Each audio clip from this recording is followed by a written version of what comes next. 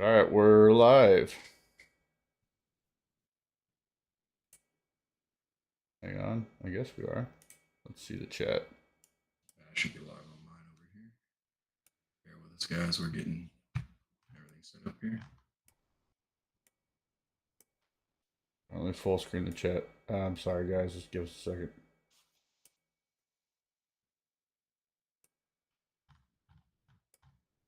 Whee! All right, cool. So I'm Sean with Fritz Home Tech Solutions.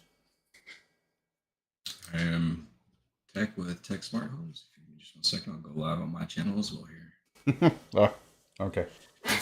There we go. Hey guys, it's Tech with Tech Smart Homes.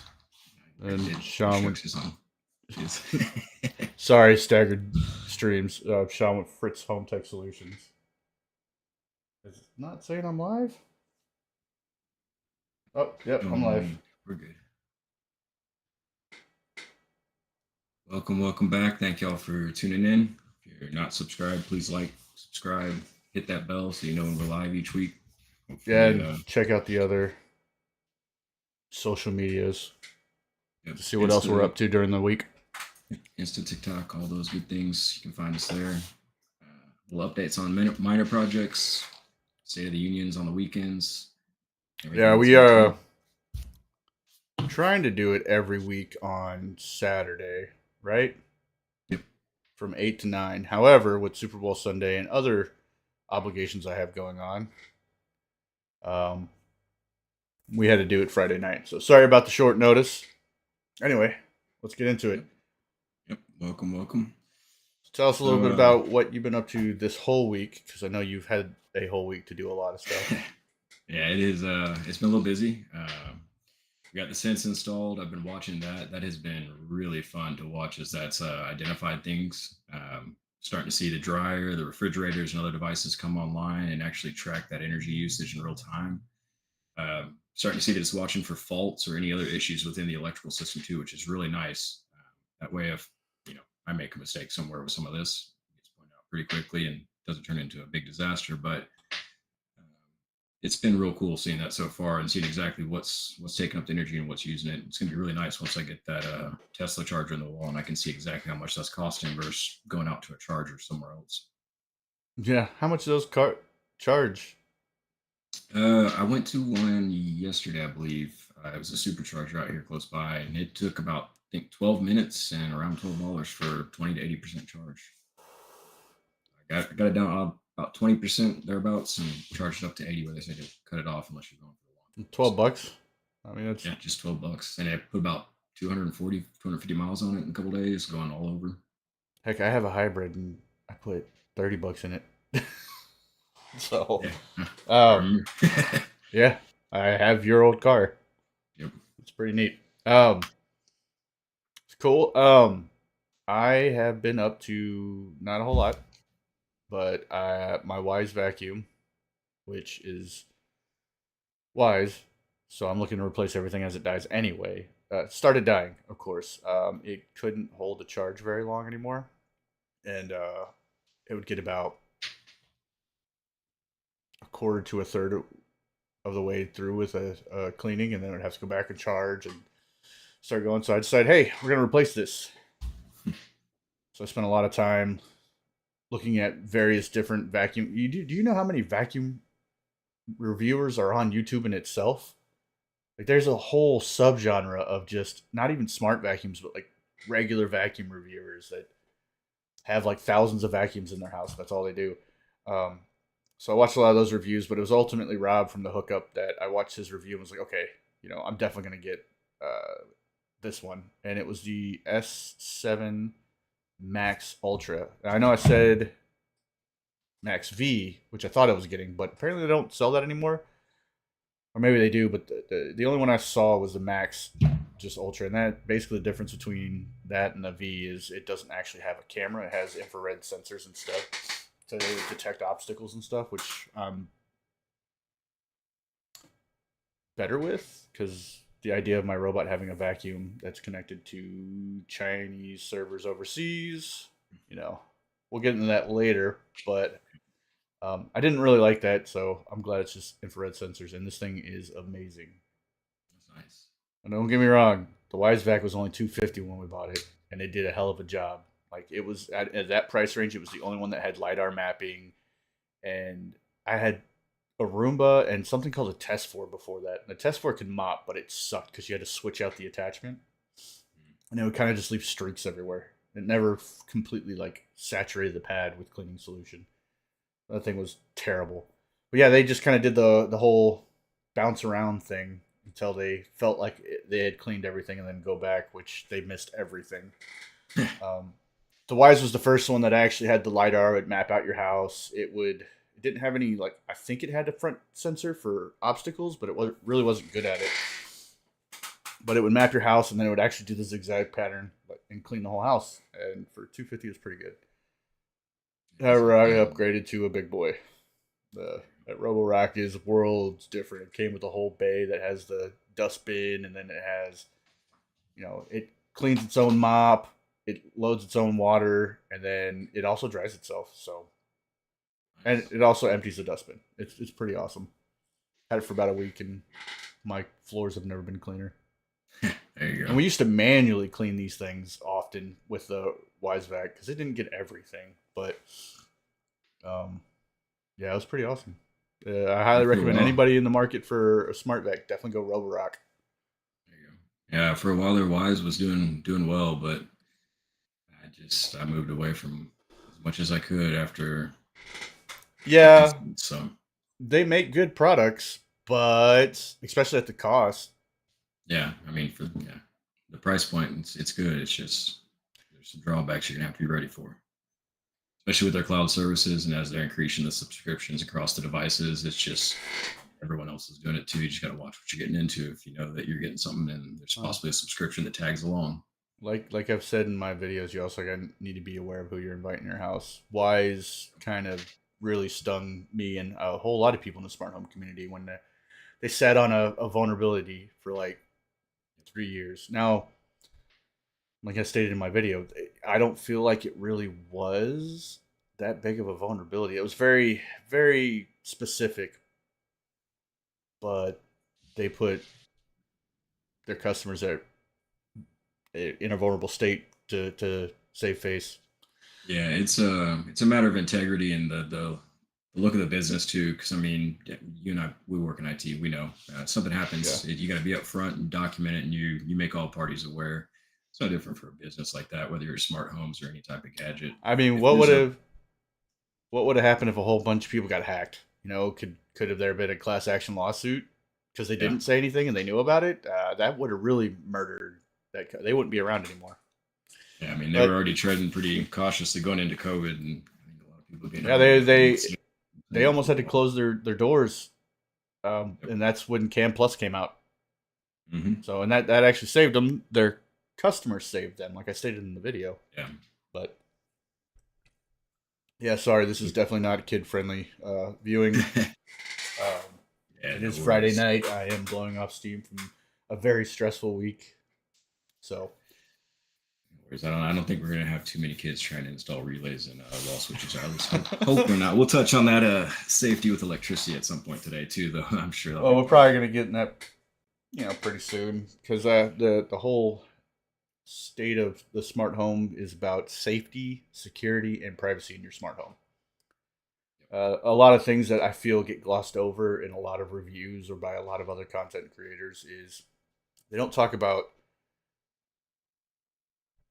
what it is to be safe when installing like smart plugs. And I'm not talking about like the actual outlets I'm talking about or smart Yeah. switches or even fixtures and stuff like that or in your case, people installing EV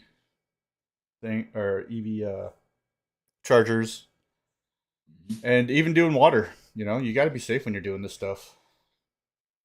And I think a lot of Yeah. people gloss over it. And then I don't think I've really heard anyone talk about security with these things. Yeah, they'll mention it in passing, but like what it takes to be secure or have a secure smart home. Because let's face it, all these things they're called IoT devices, Internet of Things. They all connect to the internet in one form or another, Yep. and they all reach out. outside at some point.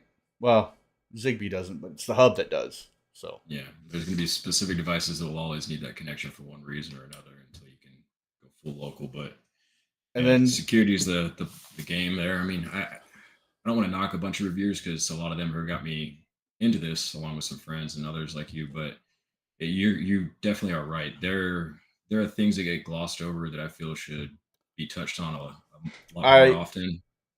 I don't feel like a lot of them.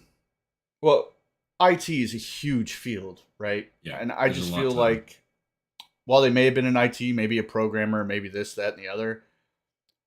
We're network engineers, and part of that is the security of the network. So we take a lot of this kind of stuff into consideration, and I feel like that maybe they just it's not their expertise. It's not something they deal with. I'm granted they are security minded, but they don't talk to people like it. And maybe they feel like it might go over people's heads, but I think that's something everybody should be aware of. And privacy concerns. That's the third thing I want to talk about too is just privacy of your home because you're having cameras. I hear a lot of never in, always out with cameras. I've got dogs and a kid, and I'm often gone, so I have cameras pointing in. But there are things you can do to make sure it's private. So, Yeah. so let's start off with the safety, Mister Safety over there. Hmm.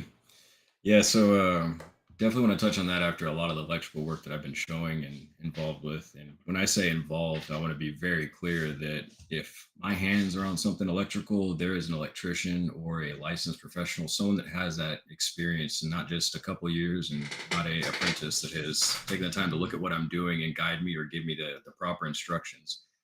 If I can't do it or I don't feel comfortable, I'm definitely going to have them do it. In the case of the breaker box install, dropping an EV charger and that sense whole home monitoring for energy, that's something I'm not going to do. I'm just not going to do that. That'd be like asking someone that works in a cafe to come over and handle our network and make sure that a company stays secure. You're not going to step into that area and hope for the best and hope that Right. nothing bad happens because I mean that's life or death in some instances if you do something wrong. It's So I like had here's an go ahead. example, and this really this is pre smart home with me. I was installing a shelf into a wall, and me being the dumbass that I was, didn't check and think, hey, the breaker box is on the other side of this wall. And well, I put a too long of a screw into the wall and end up hitting a line or the breaker box itself, and sparks flew. And I probably wouldn't be here today if I wasn't lucky, to be honest. And it took down, I think, the oven and all that. And I remember seeing that it didn't spark at first. What it did was all of a sudden the oven was off. And I thought that's weird. So I was like, oh, I'll go check the breaker box. Maybe something flipped. Of course, it did. Without thinking of like, why did this flip? I went to go turn it on, and all of a sudden I hear screaming in my house. I walk in, there's a big black spot where I just hung that floating shelf, and my wife's like, "There are sparks everywhere," and this is in my office. Matter of fact, I'm sitting right in front of the wall where it happened. So and I worked, with my father growing up, doing remodeling, renovation, carpentry. I knew better. I just wasn't thinking, and that's one thing is I'm not a professional, so I don't think of these things all the time. I just kind of, oh, I'll be fine. I'll go do this, and you're 6 feet in the grave hmm because Or you your didn't. insurance company is telling you that they ain't covering what just happened to your home or Yeah, whatever I mean, else. worst.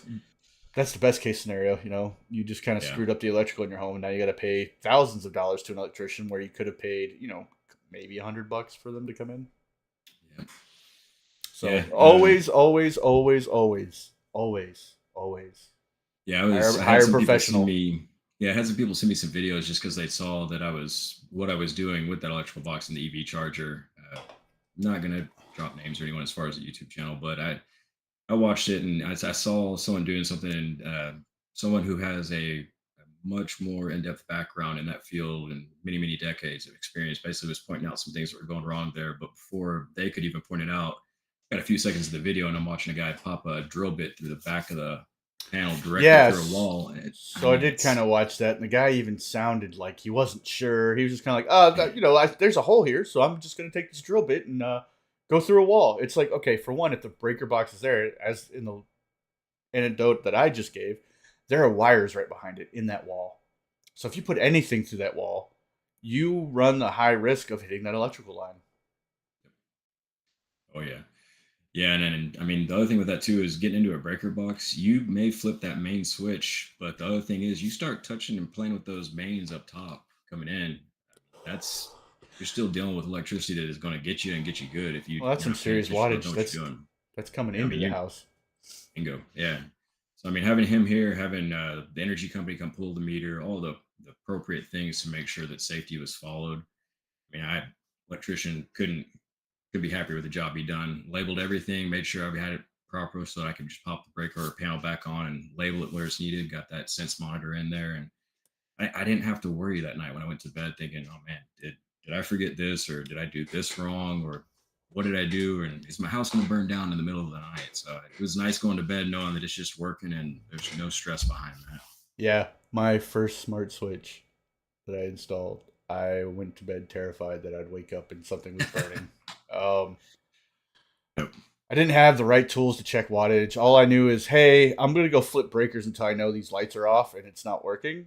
And that's part of it. But you also need to have like a multimeter and an electrician's screwdriver that if you touch that lead, it will light. Because especially with neutral wires, I learned this in my bathroom when I was installing the smart switch in there. I had a bundle of like 5 neutral wires, and I turned the breaker off to this, but the house was wired in such a weird way where also another bathroom was connected into there. Like it was the neutral wires were coming in, and another lead was coming in from that bathroom, and I had to trip the breaker to that as well. And I almost shocked myself there, but I had my electrician my electrician screwdriver at that time because I thought, hey, I'm gonna get the right tools to do this job, and I tested all the lines and it lit up on several of them. I was like, so even if you think you're turning off the breaker to that room, if you had shoddy electricians build your house and do some goofy stuff, it it doesn't necessarily mean that there's not voltage running or electricity running to that box. So it's always good to have a professional with the professional tools to check that Trust stuff. but verify. You never know who Yeah. came in before you and what they've done. Even though it may look like it's perfect, you may have someone come in and see that and just realize that there's a whole mess waiting for you whenever you try and do anything. So yeah, it takes me forever to figure out where my breakers are, which breakers to which room, because they also labeled them weird. Like that video I was doing with installing the Brilliant. Well, there's a whole 30 to 45 minutes extra of that installation where I'm just trying to check the breakers and like wiring's weird, so it might go to like a hallway and one light panel inside of a room, where the rest of the room is still lit up on a different circuit. Like if you didn't wire it, you don't know how they wired each individual circuit in that house. Yeah, and I mean, I'm the same way. The first time I pulled that first switch, even though I had someone behind me knowing exactly what was going on, go to bed at night and it's all right. Let's kind of Yeah. hope that this was right. I mean, as you go on to, and you've got someone that's guiding you or showing you the proper ways, and you do that or double checking your work if nothing else, it's a little bit easier. Anytime you're opening up a wall or even getting into a wall, I feel like that gets glossed over a lot on a lot of the unboxings. It's once you start getting into those walls, if you don't know what's behind there, you better tread lightly. Last thing you want is that water line being found or that electrical line that being found the wrong way, like you said, because sometimes it's just a oops. And other times that's the last mistake you'll make. Yeah. After that first one where I had that spark, I got the tools and, like you said, always verify, always check. And to be honest,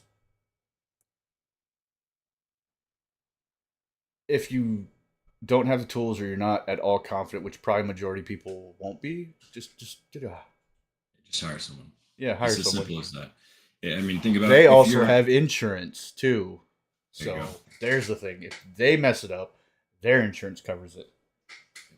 I mean, think about the end of the year. If you're not sure about your taxes, you're looking the best. Who you're going to call? You're going to call an accountant, CPA. You're going to get someone Yeah. else involved that knows the ins and outs and gets it done for you. It's no different when it comes to IT, electricity, whatever field. There's going to be a professional that knows what they're doing. And if you can endanger yourself or others, get a professional involved. If you don't know what you're doing, and you're I right, feel like there's a the majority of Ghostbusters people should joke in not be there. open that.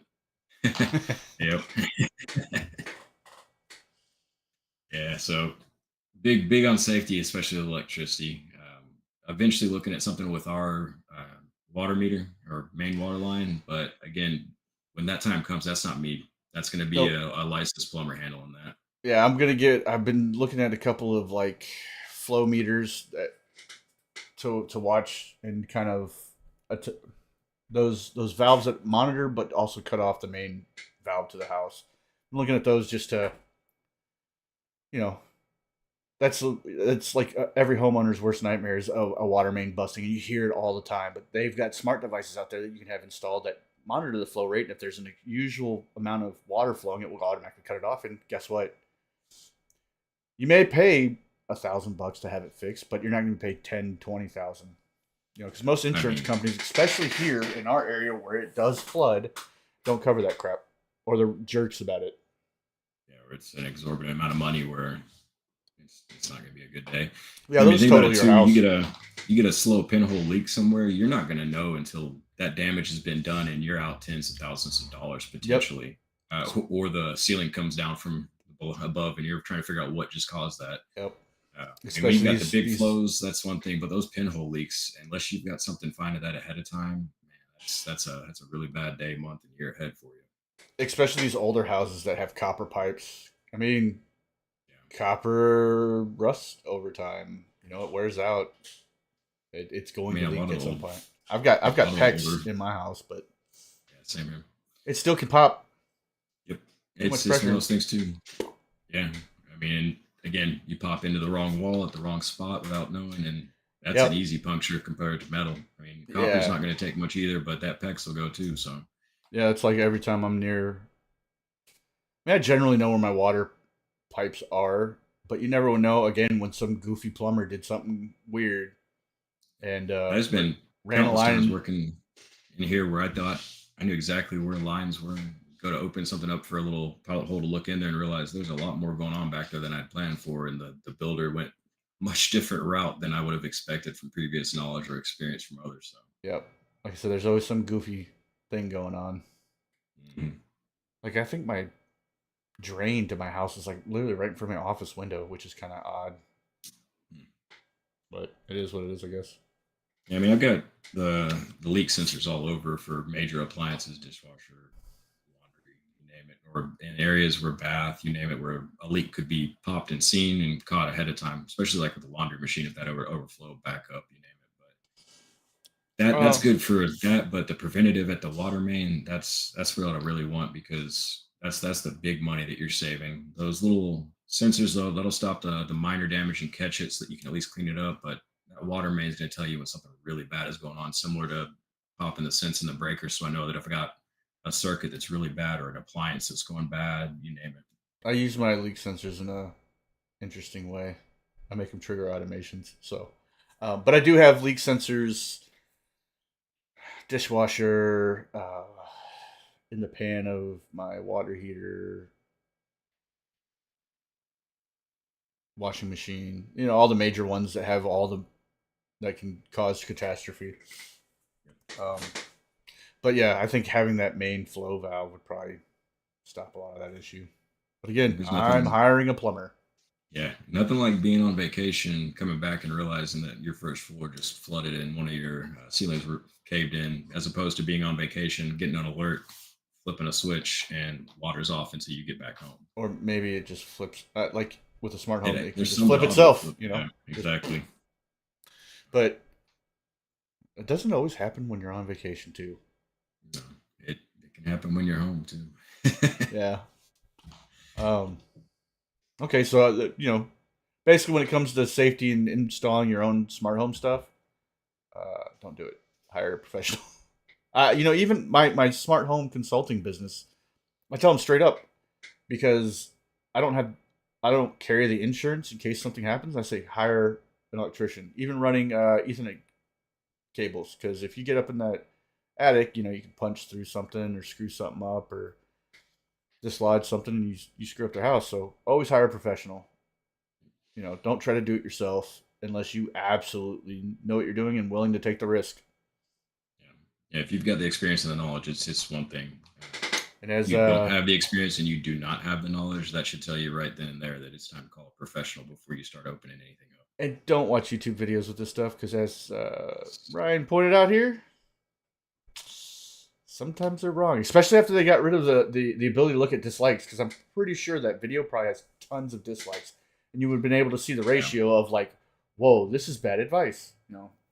Granted, Looking at the comments, it was real interesting. You got these cheerleaders over here, and then you can tell who's got the history in that field where they're asking the very pointed questions with specific terms. Where it's, hey, why what are exactly you are we taking doing? this route versus this? Yeah, it's a hey, look, I understand what you're trying to say, but no, don't do that.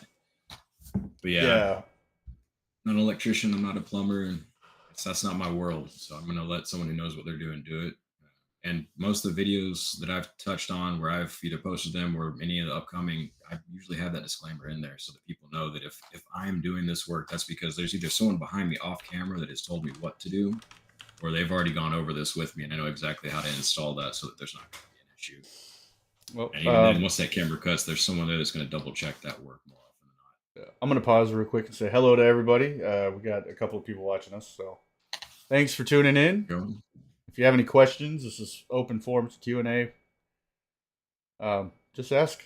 I'll be monitoring the chat. I don't know if you're monitoring your channel's chat, but so with safety kind of talked about, let's move on to the fun stuff. Cybersecurity. And unfortunately, I don't think I can show my screen on this. Can I? I guess. No, I'm kind of dumb. I think yeah, you should be able to present. Here, I'll just do this.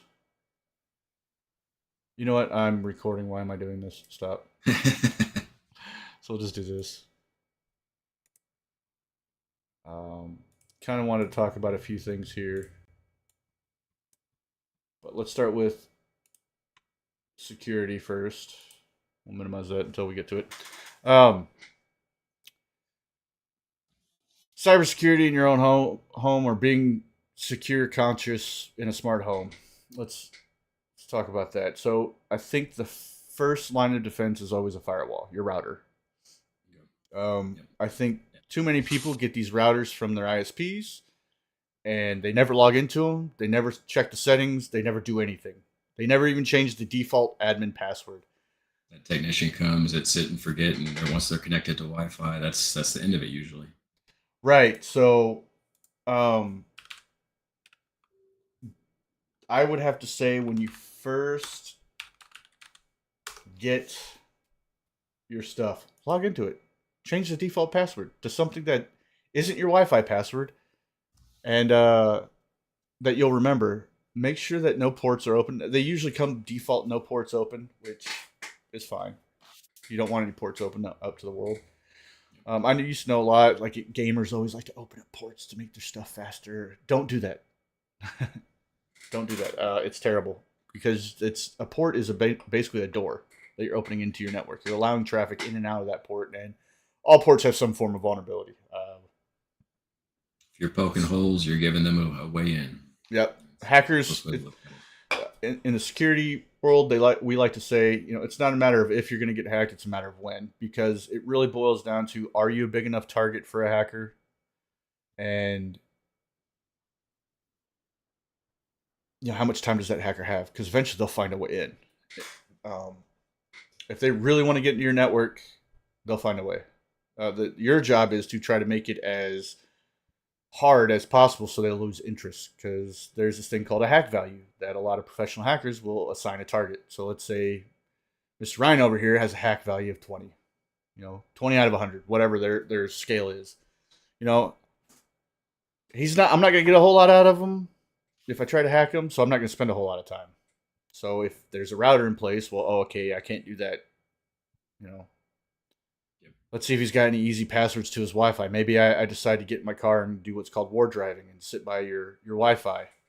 And you've got your Wi-Fi power maxed to the gills, and you have a low pass or an easy password to guess. Maybe it's your phone number or your address number. And I get your Wi-Fi. And now I'm on your network. Now I can do whatever I want. I can do something called a man-in-the-middle attack, which is my absolute favorite.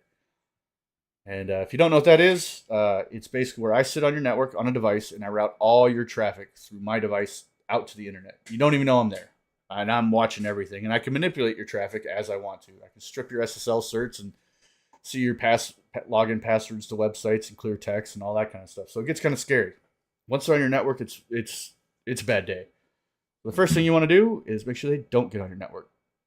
Um, I don't like the routers from ISPs. They're all in ones. I prefer to have my uh, things separated. I like to get a specific firewall, a specific switch. Firewall router could be okay. Um, Access points, I have Unify. But if you do get an all-in-one, get a good all-in-one. I have Griffin up here on the screen right now. I had this in my house for a long time, and I still recommend this. The only reason why I took it out is because I have a ton of devices in my house, over 100, and I was just buying more and more of these towers right here, like they're showing, and I eventually was just like, I'm gonna go Unify. But if you have a few things, or you're really security conscious, or you have kids and you're really conscious about what they're watching and making sure they can't get to it, this is a great router. It has built-in threat detection. It also has built-in antivirus, so you don't even need to buy antivirus for your computers.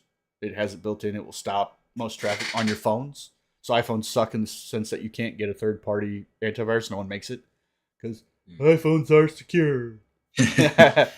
Yep. Yep. There's this little nasty program called Pegasus where it just sends you a text message. You don't even have to open it, and you're done. So no, iPhones are not secure. That's a myth. And I like firewalls and security in general. The same way you gotta think of it as a house. If someone wants to get in, they're going to get in. Whether or not you've got a lock, whether or not you've got a security system, it does not matter at the end of the day. A good person is going to get stopped by those things.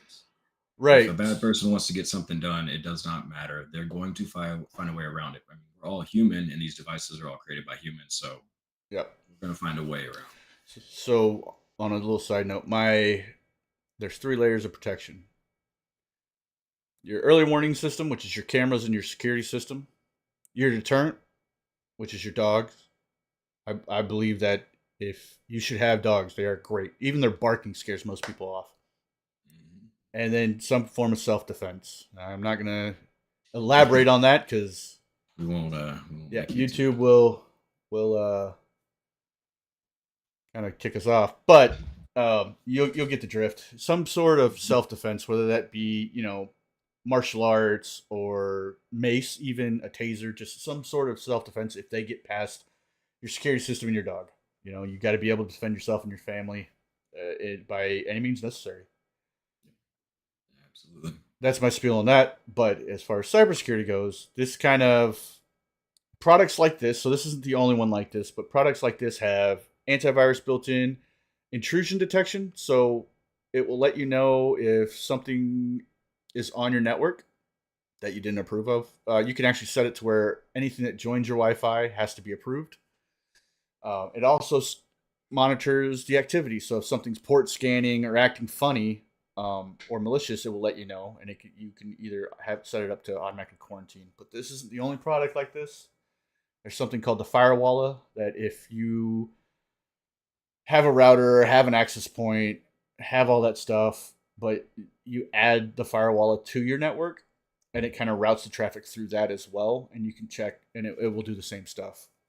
Um, Companies like Unify and other big almost enterprise solutions have that built in. It's a little bit more techy because you actually have to go in there and put on the settings like the IDS and the IPS to check all that stuff. And it's not as simple as like the Griffin. So like the Griffin has an app and it will notify you all the time. So things like Unify, you have to set alerts in there, and it's usually an email. It's more of like I said, an You can enterprise get the level. push notifications now too. I've got it. I've got a lot of Unify here. Yeah, I've got a whole lot of push notifications where if anything happens on my network, I'm typically getting notified, whether right. But it's you had to go into minor or major. settings and set all that stuff up. Yeah, Correct. Yeah, it's not just a sit and forget and plug it in and let it go. yeah. There's some tinkering in order to get what you want going. If for people that aren't techie like us and that just want to secure your network, something like Griffin or Firewall is what I recommend. Um, so You I see mean a lot of that's kind the of creators recommending a lot of the Unify or the close to or at enterprise level products for networking, and that's great for security, especially. However, your average However, consumer, your average homeowner is not going to have any clue where to begin once they log into that device, the or to problems what's set up. with that more advanced stuff is it's easier to mess up. The Griffin app was just a toggle. Do you want this security thing on or off? Um, if you misconfigure your router, that's another problem. Yeah. You see it all the time. People used to get hacked all the time because they misconfigured their router. Mhm. Oh yeah. So that's your first line of defense is your network gear. Yeah, another You thing know, with the ISP equipment too is a lot of the ISPs now with their modems that they're offering that are the primary device used. They typically will have that open, free, well not free, but open and pay network that anyone that's nearby can connect to and pay to use. oh, Comcast Xfinity's like is that, which drives me nuts. I think it's terrible about segment. I think it's segmented though, but like my phone's Xfinity. it. Mhm. I don't have Xfinity in my home, but if I'm around an Xfinity router, it will automatically connect for free. I think that may be VLAN off, so you can't get on the main network, but there's a thing called VLAN hopping. So I'm connected to the device somehow, so I can compromise it somehow. Bingo. If you have that connection, you're already one foot in the door. So Yeah, I mean, most people don't realize that. There's also, I mean, we could go on and on just about these topics all night long, but like, hello, Christy. Thanks for the wave. How are you doing? Oh, it messed up. Okay, well, whatever.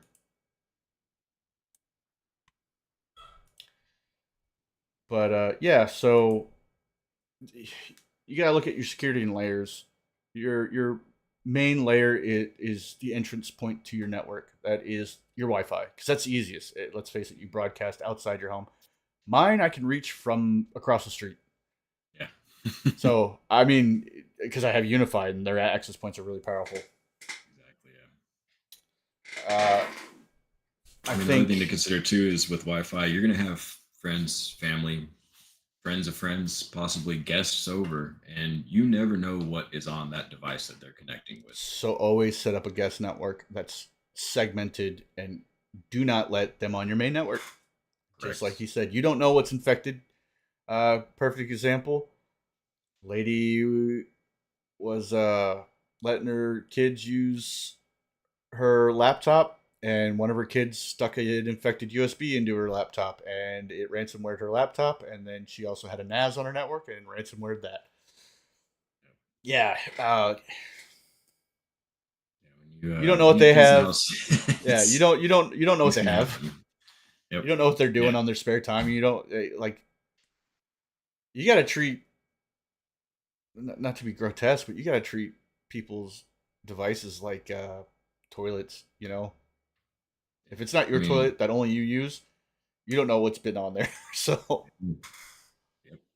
And I mean, more often than not, those or people, toothbrushes actually is a better term.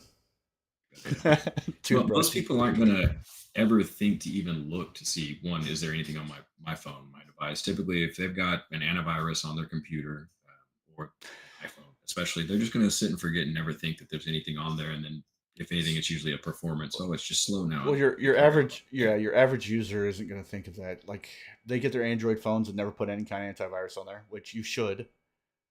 Um, should put some kind of security thing on there because Androids are easy. A click Mhm. of the wrong link and you're done. Oh, yeah.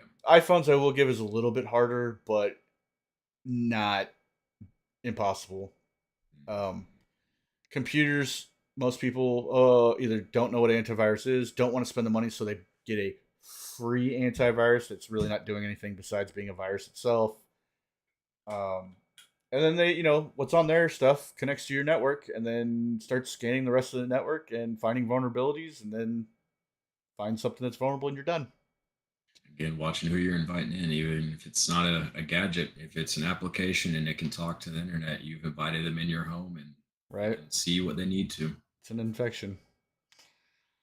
Uh, so yeah, first part of security is Wi-Fi. Your passwords, on your router. Don't make it something stupid. Don't make it something easy. If I can look through your Facebook feed and get a list of who's important to you, important dates, I probably have your password. So I'll just run Hmm. that list of stuff through some kind of computer program that will generate a ton of different passwords, all different combinations of that list, and then run it against your Wi-Fi, and I'm in. Not just Done. even that, checking out have I been pwned that website or other the breaches, and if your password has been breached in any number of those Change breaches it. over the last, yeah, and do not ever reuse that again. So speaking of passwords and accounts, smart home tech. I have, man, how many apps do I have alone? I think I have something like 20 or 30. Just That's part apps. of what started this journey for me was all those apps piling up. Oh yeah. So with every almost every app, there's an account on somebody's cloud. And guess what? You may be the most secure person. You may pick the craziest password, but their security might get breached. All your username and passwords, or all their usernames and passwords, get dumped on the dark web all the time. So you can be secure, but who you're putting your data with might not be. And that's why they always tell you don't use the same password for everything. Also, use multi-factor authentication on all your accounts, not Yeah. MFA is SMS. an option. Turn it on. Yep, not SMS, Bingo. because that's easy to get, and it's an unfortunate reason why it is easy to get around that. It's because SIM swapping is a thing because phone companies don't verify properly.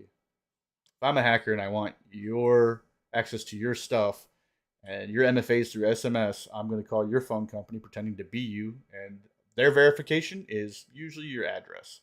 If I tell them your address or something stupid like an email address along with that address, they'll go, okay, well, you're Ryan, so you know, we believe you. And then I tell them, hey, I want to swap my SIM to a different phone, and you have an iPhone, and now I have an iPhone, and I know your passwords, so Yeah, everything I is just just back up from your iCloud, and now I have your phone, oh yeah, carbon copy of it, yeah. and then I get into all your accounts. Literally happened to somebody I know. Made a hacker mad in a coffee shop. Cut line with him, or I don't know what happened, but he pissed the hacker off in a coffee shop, and that hacker made it his life's mission to make this individual's life a living hell. And yeah, that's exactly how he did it. He got access to his phone. He was in all his bank accounts, email. This guy was kind of high up in a corporate company, and yeah, it was a nightmare. I had to dig him out of that, and it was not fun. So, Wi-Fi, protect it with some kind of secure router. Change your defaults. And one thing I will tell people is lower your power level to where it's right outside your house, not across the street. I know I'm doing it right now, but um, I'll know if someone gets on my Wi-Fi and I don't approve it. So if you Yeah, have for you those, and I, it's a little different when you're in the field. If you're not in the field, you're not we typically going to understand the have. risks, and so if we take them, we understand how to protect against possible threats. Um, but if it's not your profession, just lower your Wi-Fi range. Make sure it covers your entire house, and usually you can do that in the settings by it's usually called power.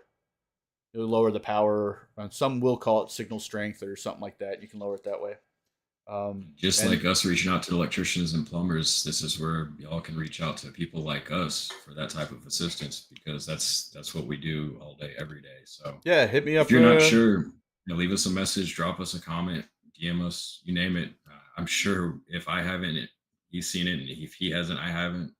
One of us has seen something out of all the years that we've been in this, and Yeah, if we haven't, it's a new day for us, and that usually happens. We'll learn. That's part of the sometimes job. we'll figure it out. Um, so I mean, we could go on and on about security all day, but it's basically don't use the same passwords. MFA every account that you can, um, and protect your Wi-Fi. Your Wi-Fi is actually the most important because it's easiest to connect. Safeguard it. Don't let anybody on your Wi-Fi.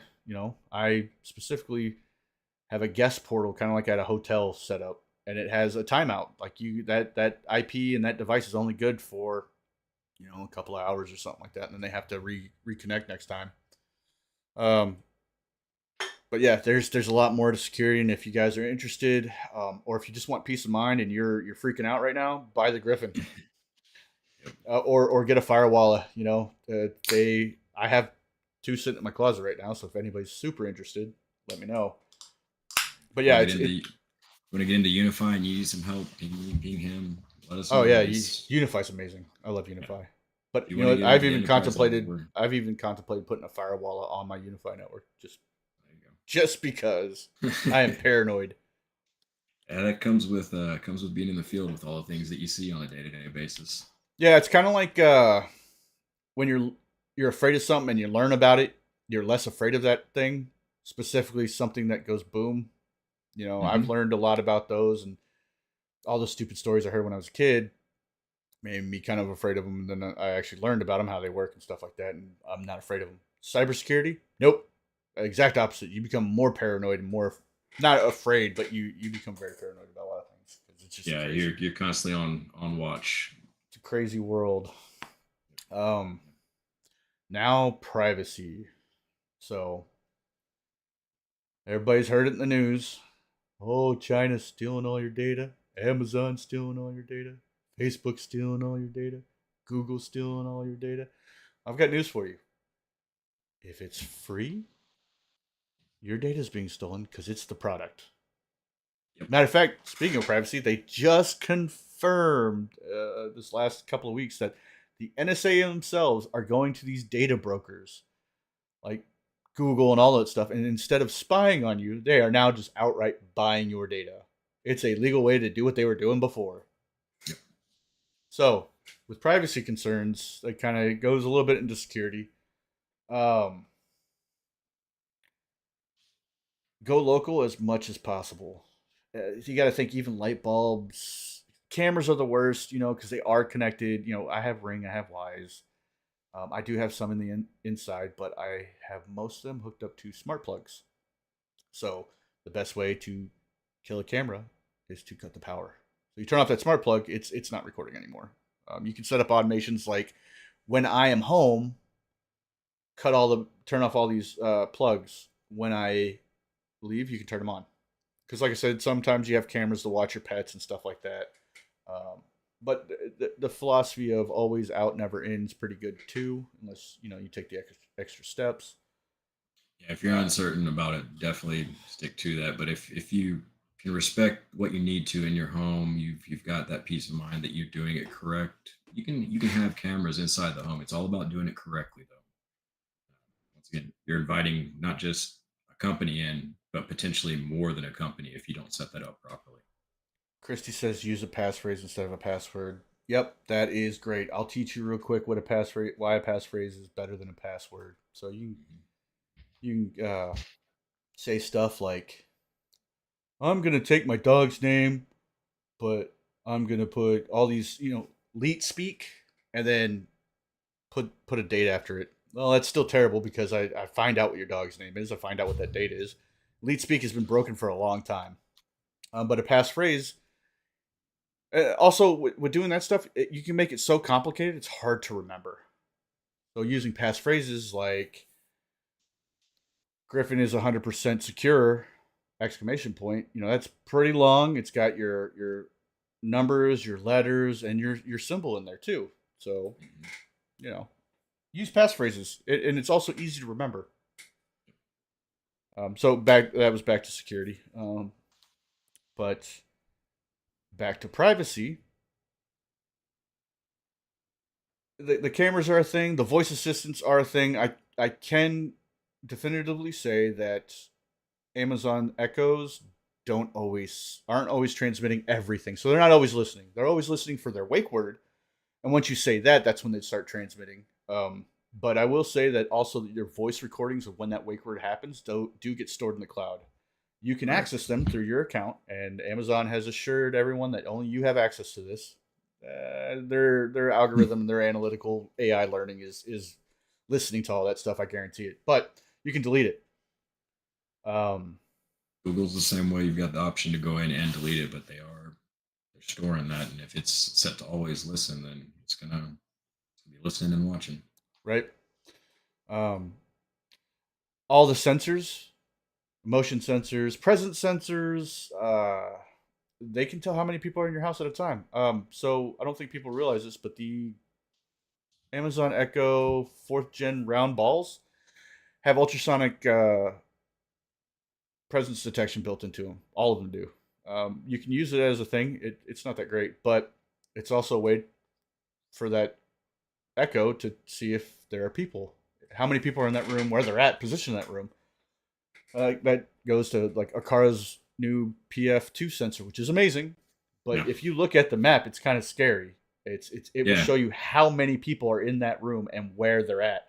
And most people are out there, getting really into it, drawing designs and the layouts of the room, even the couch and all that stuff. And guess where that's going?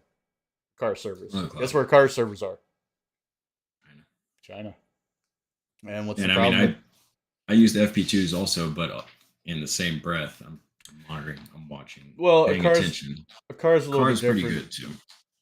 I trust them because they give you the option to not use their servers with all their products except for that PF sensor because Yeah. it is Wi-Fi. So, But a company that wants your data and stuff, they're not going to give you the option not to use their cloud servers. Kind of like Philips Hue. Philips Hue, you have to have their hub for the most part. You can actually take their bulbs and attach it to Amazon, and I think you can do smart things. Um, but they want you to use their hub. They want you to use some kind of cloud service where they can get data monitoring on stuff. I assume I don't know, but I'm just using them as an example because I absolutely yeah. hate Philips Hue, and I'll find any reason to drag it to the mud. But no, Yeah, if just it's using Wi-Fi, not a local base where it's and going you Zigbee, want to something know local. you want to know something about Wi-Fi? It can be used locally, and LifeX is the perfect example. All their bulbs are Wi-Fi, but they can be controlled only locally. You can turn off. You can actually unplug your modem from your system and still have your Wi-Fi up, and they'll still work. So all Yeah, these that was companies saying we can't do that. Yeah, yeah, you can. Govee is actually making it to where they have a local Wi-Fi API. Actually, was correct. Home Assistant just got that integration, so you can Yep. locally connect to only the devices that will do it, and that's That my was only a hang up. nice little introduction for me to find that out this week. We were digging the trench for all the electrical lines and plumbing lines. Someone may have hit the fiber line and taken out the internet. Uh, got repaired the same day. But when that happened, when you've got the local versus all that Wi-Fi that's got to go out and talk to the internet goes down, and your smart home isn't going to be that smart if it has to go outside your home. Came upstairs and realized I had two lights that needed Wi-Fi that weren't turning on, but everything else that was local was working. And it dawned on me, I was like, "Oh Yep, yeah, that firewall is down right now."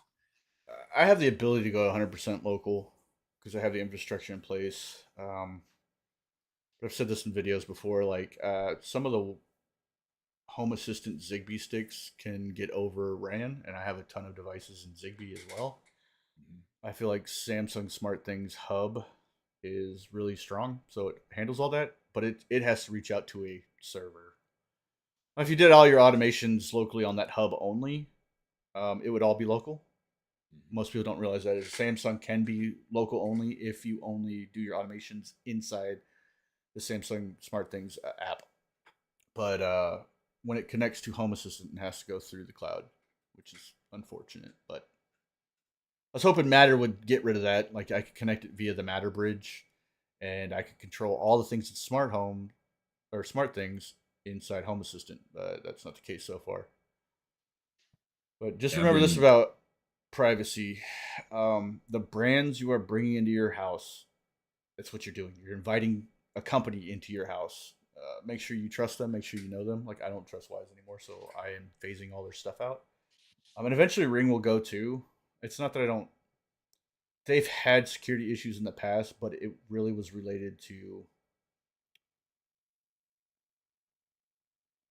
MFA issues, like people having bad passwords on their accounts, and because you can see your Ring cameras via their webpage, and people just logging in and taking control that way. So passwords, passwords, passwords, and as Christy mentioned, passphrases. Um, MFA all the way. you got to do your research into the companies that you're Yeah, bringing into your home. Same way you would if you've got a child and you're bringing a new babysitter in, or you're bringing someone in that is going to enter your home. You want to know the background. You want to know who they are before they're coming inside. Look into these correct. companies. Make sure that you fully understand where they're coming from. If they've rebranded and were someone else before, if they've had breaches, how they respond to those breaches. Especially Wise is a great example with sitting on something for multiple years, it's not probably something that you want to bring into your home if they're going to accept that risk and just sit on it and then wait to let everyone know after it's already been put out there. Yeah, there's been a couple of companies that have responded really well to their security risk. They immediately inform their customers. They say, "Hey, we're working on it. This is what we're doing to fix the Mhm. issue." Um, but there's a lot of companies that are giving the consumers local control. So, for example, like my cameras are going to be swapped out for Eufy eventually. Eufy, if you're watching, I'd love a sponsorship. But yeah, I'm going to replace them all. For one, I feel like Eufy's innovative. I love innovative companies. Like I see their designs of their cameras, and they're really thinking this niche that they have out. You know, they're making all these cool little solutions, and from my understanding, is they are 100% local. Now, there was that stupid big fiasco about they're not 100% local like they claim because the picture notification that you get can be accessed via the web, but it was like some really obscure thing, like it was a custom generated URL that was behind it, so it was random every time. So in order for a hacker to know that, they would have to know the URL every time it happened, and it randomly generates. So Yeah. I think some of these people, there's always those security analysts that freak out about the dumbest things because they found something, and it's always the most obscure thing. Like in the case of Wise, theirs was obscure. Yeah. I mean, So and with that one specifically, if you're getting hit through them from that, they're already on your network, and you've right, probably already had a disaster hit you, and you just didn't realize it until it in the right. face. But Eufy is local. Like their cameras are all local. You have, granted, there's an extra cost that you have to buy their base station, but Mhm. it's local. And that the only thing talking to your phone, it does go through the internet, but it's your base station talking to your phone. It's not going to their server like Ring, Wise. Yeah, and I think Google Nest is all cloud too. Like Correct. going from your base station to their cloud to your phone. It's literally the base station's just using it. And then you got companies like iSmartGate that are 100% local. They go on your Wi-Fi, but you can only access them locally. Yep. Um, uh, also, Rearlink's another one of those. You can go all local oh or yeah, because they're PoE oh, and they use an old school NVR DVR system. So you like use NVR, SD cards. It's yeah, depends on which one you go with. But yeah, I've got some Rearlinks now after swapping yeah. Well, the whole fleet just of be Wise. if you can access it via an app when you're not at home, it's going through the internet. However, the means of how it's getting to you can differ. It's usually Correct. the privacy issue comes in whenever your data is being stored somewhere else other than your home. So Yeah. like the servers, check where those servers are.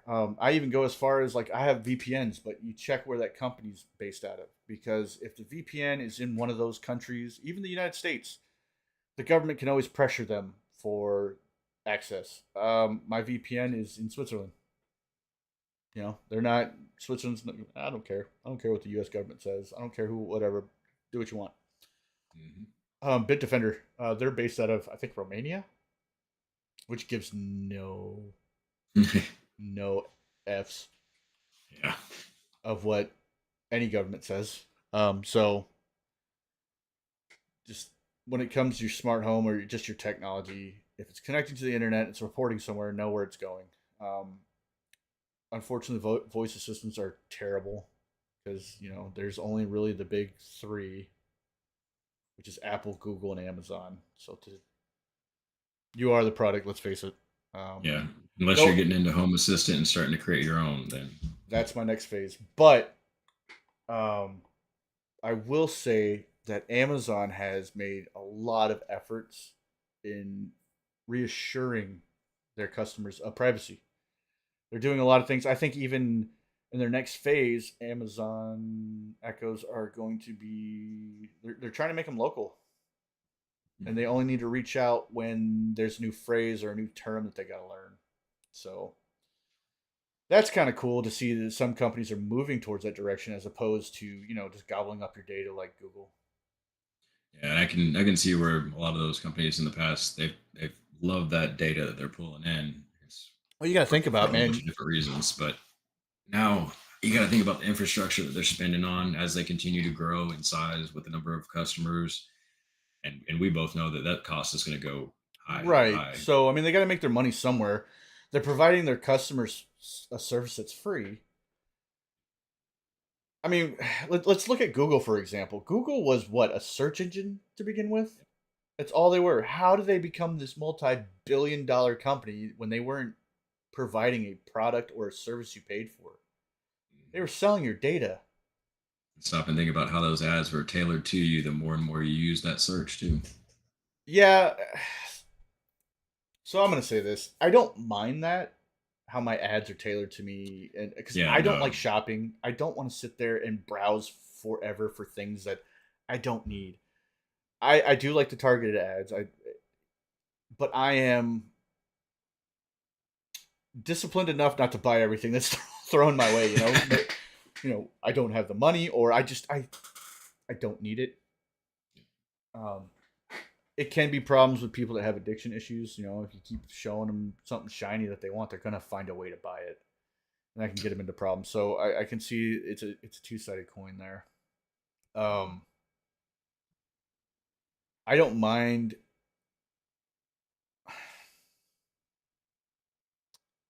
Okay, so I'll say this. There was this one part in my life I went super paranoid on everything. Like, I was security and privacy. I locked everything down. My laptop was so locked down that I had to use a key, like one of those YubiKeys, keys, to get in. I would then start up a VPN, start up Tor. I was using Tor just for basic web browsing, and like, my browsing experience took me 5 to 10 minutes to even get on. I had to make sure everything. I had to make sure my extensions were started up. The cookie blockers. That's why I use Tor, because Tor actually just automatically has that stuff baked in. But you couldn't maximize Tor because there's this thing where they look at your metadata, and based on the size of your browser, like right now my browser's fully open. A hacker can see your metadata and be like, okay, well, you have a screen that's this big. You can be targeted off your metadata based on your screen, your GPU, your video card, all that. They can narrow it down to who it is. Um, so I was really paranoid, and it just, with more security and more privacy comes less convenience, I guess is the best way to put it. And so I locked down. I even flashed my phone with Graphene OS, which is what Edward Snowden uses on his phone because he's paranoid too. And I had only like privacy apps on there and stuff like that. And so my banking app wasn't on there.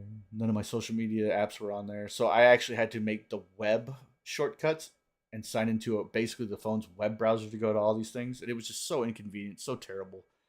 So at some point you got to understand, if just like with security, if you understand this is what you're giving up, you can be better informed on making those choices. You can make the And choice. I want to use this product. Like, I straight up got rid of Facebook for 2 years because it was a data harvesting monster. I came back to it because I have a small business to run, and it's great.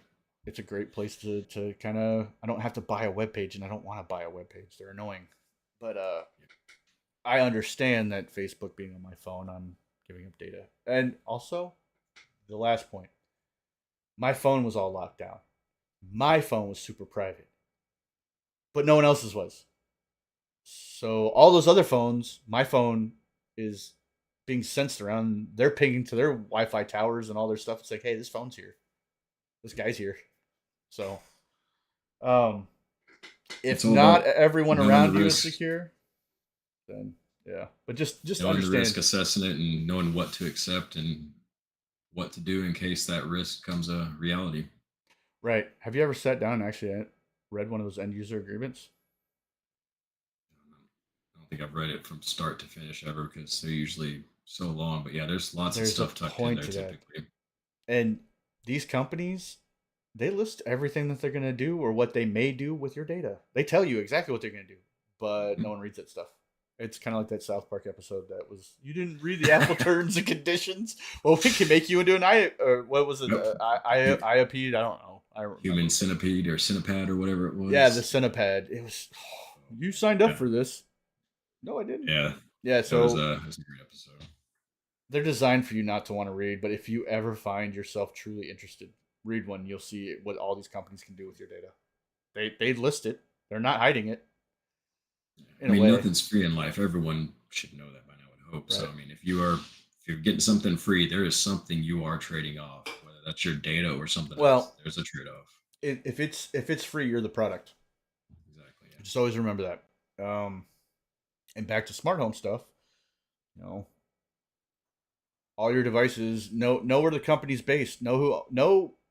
So like Akara, for example, I know I bring them. I love Akara, but they're actually owned by Xiaomi, which is a huge company in China. And the thing about all Chinese companies is they're not all bad, but they all are under the purview of the Chinese government. They're all Correct. part of it. They cannot tell the Chinese government no. If the Chinese government comes in there and says we want access to all your data on your servers, give it to us. There you go. Well, they got to. That's why Huawei's banned here. Yeah. Oh, yeah. If anybody ever wondered why Huawei phones aren't available here in the United States, or if you don't know what Huawei is, look it up. They're actually really cool phones, but they're banned here because they are, and also their infrastructure stuff. So like 5G, 4G towers used to have Huawei parts in all of that. They were a huge telecommunications company, and they were banned because they are essentially an extension of the Chinese government, and therefore any data that goes on their devices, the Chinese government has access to. Yeah. So, Oh, yeah. It was uh, a big topic a few years back. I remember that hitting news all over. yeah, it was something President Trump did, banned Huawei, and that was also the thing behind TikTok. Hmm. ByteDance, the company that owns TikTok, is actually a Chinese company that's known for um, pushing Chinese propaganda. Like if you look at the Chinese version of TikTok, it's not like the TikTok over here. The TikTok over here pushes. It's an algorithm, so what you look at, it kind of comes down on the user, really, if you look at it. But it pushes nonsensical rubbish, just the dumbest stuff I've ever seen comes from TikTok. Um, but the Chinese version of TikTok is all about it's promoting engineering, science, math, national pride, bettering yourself, being more productive, and you know, I think there's something to that. I think that's by design why it's so different Yeah. between this TikTok and the Chinese TikTok. But again, that boils down to know the company you're getting in bed with, know the company you're inviting into your house. I look into all of them. I keep up with all of them. If something happens with one, that company's no longer in my house and they're gone. Yep. So anyway, I think that about we went over a little bit over an hour, but if you got anything else to say? No, I think I got, well, actually, yeah, I want to give a shout out to Amos. He 3D printed this little corner bracket, speaking of the FP2, if I can get that to show. This thing worked out perfect for mounting in the corner, the FP2. Oh yeah, Problem I it can ran see how it into was, wedges in there. yeah, it definitely wasn't an issue with the bracket. It was an issue with where I was putting it. Glass and mirrors don't play nice with radar, and had to learn the hard way. But yeah, shout out to him. I put the link in the description for my channel for my video for this. If y'all want a 3D printed bracket for FP2 corner bracket, it's great. It worked wonders. It just was a bad spot. I'll have some stuff coming up over the week with some additional motion sensors. I'll probably throw those on either TikTok, Instagram, some of the platforms. So keep an eye out for those. I will probably be talking about the new wonderful S7 Roborock vacuum I have. You might see a review. I did post an unboxing, I think, on TikTok or was it Instagram? One of those places. Got some new lights from Govee. Of course, they're Govee because I love Govee lights. They're awesome. Yeah. Um, you know what? We talked so much that why don't we spend a couple more minutes and see if anybody in the chat has any questions? Hello, All right. chat. Do you have any questions for us? There's a delay too. I think it's like 30 seconds. So Give it a just second. we'll If y'all keep an have eye on. questions, feel free to shoot them our way. You know, the design of this is I don't think we really expressed it last time, but the idea of this weekly live stream is not just for me and Ryan to sit here and BS all night about how much we love smart homes and stuff like that. It's it's a way to get the community involved, to kind of people that are questioning stuff can ask us questions directly, and not just us. We're planning on hopefully getting other content creators on here. Some of the, you know, maybe more of the well known, if we can cross our fingers if they get interested, because this is something I see in the movie critic space, with them all getting together with their community and talking about movies and video and stuff like that. I don't see it in the smart home space at all, and I think this is one of those spaces that would greatly benefit from actually having discussions about this kind of stuff. Absolutely Um, agree. Music's the same way. You see a lot of the reaction channels where they come together as communities based on the genre of music. They but support one another and lift each other up. I think it would be great for our community. There's a lot of very, very knowledgeable people in very different fields for our community that could bring right, a lot and to the table. there's like, I'm not a Google guy. I'm not an Apple guy, but like they're like Shane Watley, that's his whole thing is Apple. I don't know anything about that area, and so if anybody asked me, I'd be like, Siri sucks." That's my opinion, but Yeah, I'm the same way. I mean, I'm not an Apple person, but I'm watching him and others who are showing off some of these products that got me into smart homes. But right. And then there's people in the UK that have different products or see different versions of the product. So like Akara's UK line, I kind of get jealous of because they have some cooler stuff like smart switches that don't cut the power. Their smart switches here, I believe, cut the power. I think there's only one that doesn't. It's Invaluable, and they're kind of hanging on. I think I don't know if they're doing too well. I don't see their products all that often, but they do really not good just that, switches. you'll have different wiring setups for different countries too. So to be able to have someone to come over and explain how they've set up a relay versus how we would over here, because I mean, I may show correct way of doing it here, but it's going to be a completely different setup for someone else's house across the pond. Or just different outlooks on things. Yeah, So that's ultimately the goal of this whole thing is to have not just us, but whoever else wants to join that's a content creator that has knowledge about this stuff, or even if you're not a content creator but you know a lot about smart homes and you feel comfortable with getting in front of a camera and talking with us, that bring it on. Just message us, email us, whatever. like if Um, you want to stay behind a background for a little while and don't show your face, that's fine. So you get comfortable too. I mean, we've all been there. I was there. this world deserves this world deserves to see this ugly mug. Yeah, Yo, I'd that hope was that like as the this grows, we get a lot of people that have questions that want to learn. The same way that when we first got into this, we were looking to larger creators, searching online, seeking out how to figure that out. dude. I used to drive my Um, wife nuts because I would sit. It was during COVID, so I was working from home, and I would just sit here and watch videos from like Paul Hibbert, Smart Home Solver, um, Rob from the Hookup. He's probably one of the best. When you're looking to buy something, look at his YouTube channel. He really does. He loves projectors for whatever reason, but like I'm about to check that out. I just got that projector installed in our game room, some switches and stuff. So check I that got an out. Epson in my garage for the arcade. But I bought a Ring doorbell based on his recommendations after watching his review videos, and I bought this S7. Well, the S7 I was gonna buy. His video just, I had that kind of let's make sure that this is what I want. And I watched it, and it's like, yeah, if you have hardwood floors, this is the best one. And I was like, sold. So there's a lot of other content creators I'd love to get on here to share their wealth of knowledge and build the community better. And for everyone who's watching, if you're wanting to learn, you have questions, maybe you bought something that another creator was showing and now you're just absolutely puzzled at what to do, drop a question in the chat and we'll be happy to try and help on these live streams or comments on our posts too. Yeah, We've all buying. been there where there's something we pulled out of the box and we watched a video or looked online and we thought we knew exactly what was happening and then you went to install it and it's hold on man, this is not what I saw online. It's not working like So they showed me. yeah, nowhere That near as easy as that 5 minute video. Why am I 3 hours into this now? yeah, that TikTok tech. You know, Yep. oh, buy this. This is I hate those videos. This is so amazing. It's great. Blah. Yeah, the And it sucks.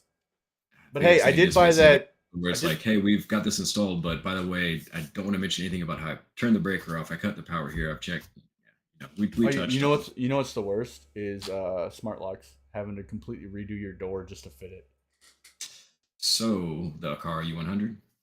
Yeah, no. But there are some, yeah. No, I was a little concerned about that, and that was one where I had someone on standby in case I was about to have to start screwing with the door on that. Did I ever tell you the horror I had to go through with the quick set 888? It was my first one. It was a Z-Wave, and I bought it used like a dummy. Don't buy locks used. I bought it off of Amazon used because it was like $50 cheaper. But don't buy them used because it got shipped to me without the original key. And so if you have those locks where you can change the key out, you stick that thing in there, you stick the original key in there, you take it out, and then you put the new key in, then you take the pin out. Yeah, I didn't have that ability. I even messaged them. I was like, "Hey, where's the key?" And they're like, "We don't provide that." I was like, "So what am I supposed to do with this lock? I can't put my key in it." Yeah. So I literally took the tumbler apart and pulled each little tumbler piece out, and by magic, that reset the whole thing. So when I Hmm. stuck everything back together, put this, and it was so tedious because there's tiny little things in this little place. When I put it all together, stuck it back in, I put that pin in, stuck my key in, and it took. I was like, oh, thank God. And that wasn't the nightmare. That wasn't the end of the nightmare. So I start installing this smart lock onto my door and realized it was shifted a little bit to the right. So there was this gap because it didn't fit perfectly on my door. Like the bolt didn't go deep enough into the actual door frame. Hmm. So I had to redo all that. I had to put new screws. I had to realign. They don't tell you that stuff.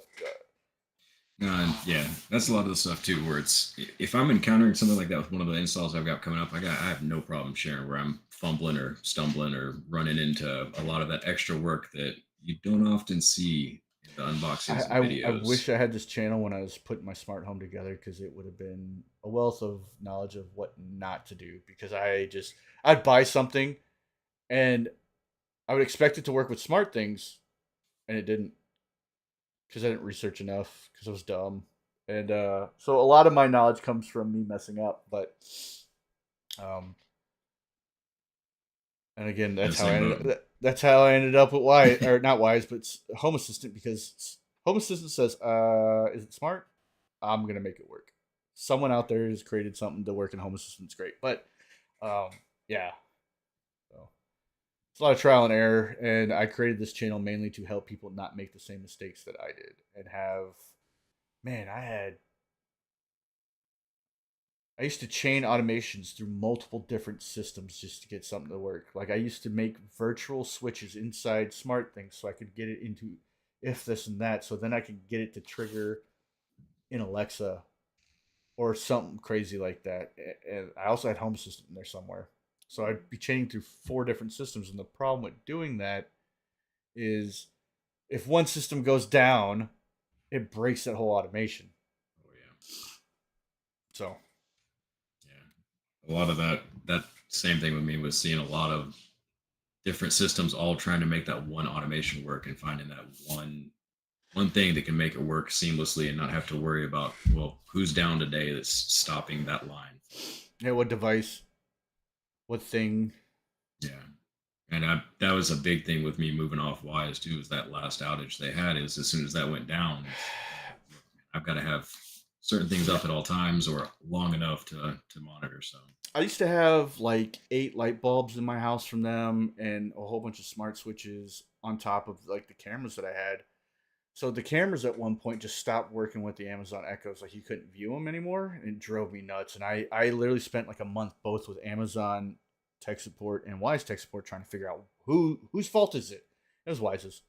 yeah, they Um, marketed it that you could use it on Google for the longest, and it yes. took years before that actually even halfway showed up. And then when it did show up, it sucked. It was Trust me, broken. like Yeah. one of the biggest reasons why I don't use Google is because of that experience with telling Google to try to show a Wise camera on my Chromecast.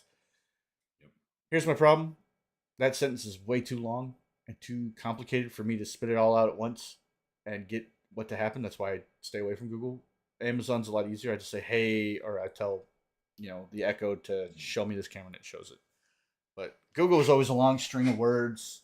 And then, like I said, Wise just, or like you pointed out, Wise just didn't work. Yep. Or the worst part too, that for me personally with Wise was not just that it wouldn't work; it's that when they would go down, it took forever to get an actual response as far as what was going on. Well, It they was very, like very. the, sorry, in It's my always. this is down over here. It may be a vendor. We'll get back to you as soon as possible. And then 48 hours later, it's, oh, hey, this vendor was fully down the entire time and we're working with them. Or we had our systems drop down, or AWS had an outage for us. Yeah, that was the last thing. Was AWS was out, so all their whole entire server system was down. Like, oh, I couldn't even run my vacuum. Yep. That wasn't such a big deal to me, but my wife was loved that thing. That was her saving grace, and that's why when it finally died, I bought her the really nice one. Yep. We had a specific camera that needed to be available, and Yep. it wasn't necessarily for me, but when the wife's unhappy, that is a good way to make some progress on something and get something changed out that needs to work.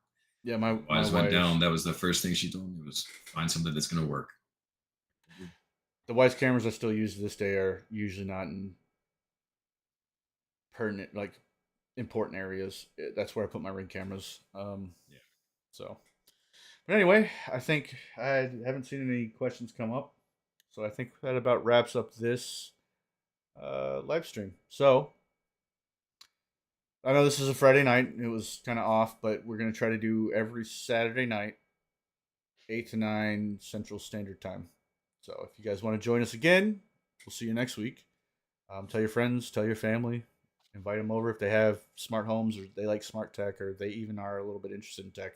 We don't just talk about strictly smart home stuff. We do get into other tech every now and then. But Dive all into right, the IT world if you've got questions there. If you like it, please like, subscribe, leave some comments. The engagement helps both our channels. yep. You can Help find us us on out here. Instagram and TikTok. And I hope y'all tune in next week. I'm sure we'll have some more fun stuff to talk about, and maybe we'll start getting some additional people in here that can bring other viewpoints as well. Yeah. It's always fun chatting with you, man. Yep. Same to you. I'll see you next week. But for everybody else, stay connected and stay smart. See you next time. Y'all have a good one.